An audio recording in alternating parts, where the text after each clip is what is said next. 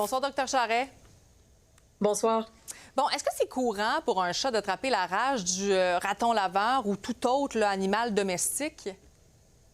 On peut pas dire que c'est courant. C'est pas quelque chose qui est fréquent du tout. Mais c'est sûr qu'avec les cas de rage là, qui explosent en Montérégie, en Estrie, ça fait partie malheureusement là, des conséquences qu'on peut voir.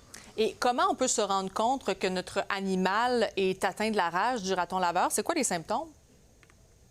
En fait, idéalement, on voudrait s'en rendre compte bien avant que les symptômes apparaissent. Parce que une fois que les symptômes vont apparaître chez l'animal, en fait, la rage, elle est invariablement mortelle en dedans de 10 jours. Donc, ce qu'on va vouloir surveiller, c'est si notre animal a pu avoir un contact avec un animal qui est potentiellement atteint de la rage. Par exemple, une chauve-souris, par exemple, raton laveur, renard, marmotte, etc.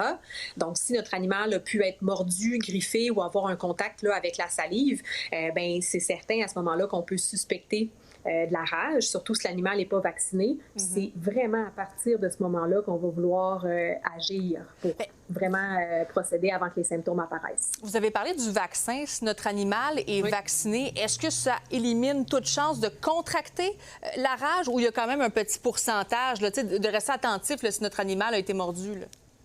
Oui, en fait, le vaccin est efficace, mais c'est certain, étant donné que la rage est une maladie qui est contagieuse, qui est zoonotique, ça peut être transmis aux humains, même si le vaccin est efficace, on considère qu'il n'y a pas de risque zéro.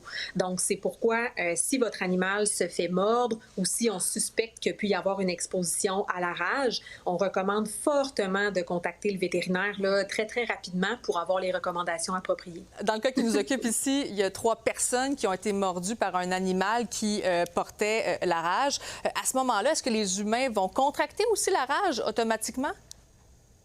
Pas nécessairement automatiquement, mais oui, absolument, il y a un risque. C'est pourquoi aussi, là, pour les humains, on va recommander de nettoyer la plaie pendant un bon 15 minutes avec de l'eau savonneuse, puis on va recommander fortement là, d'appeler au 811 là, à Info Santé pour avoir toutes les recommandations appropriées pour les humains. Et est-ce que c'est la même chose que pour les animaux? Est-ce que la rage, elle est mortelle aussi dans 100 des cas, là, même chez les humains? Absolument. Dès que les symptômes apparaissent, il n'y a aucun traitement. C'est une maladie qui est incurable puis qui est invariablement mortelle. Donc, bien sûr, on demande aux gens, notamment Montérégie, Estrie, de rester vigilants. Dr Charret, merci beaucoup pour ces explications aujourd'hui. Ça me fait super plaisir.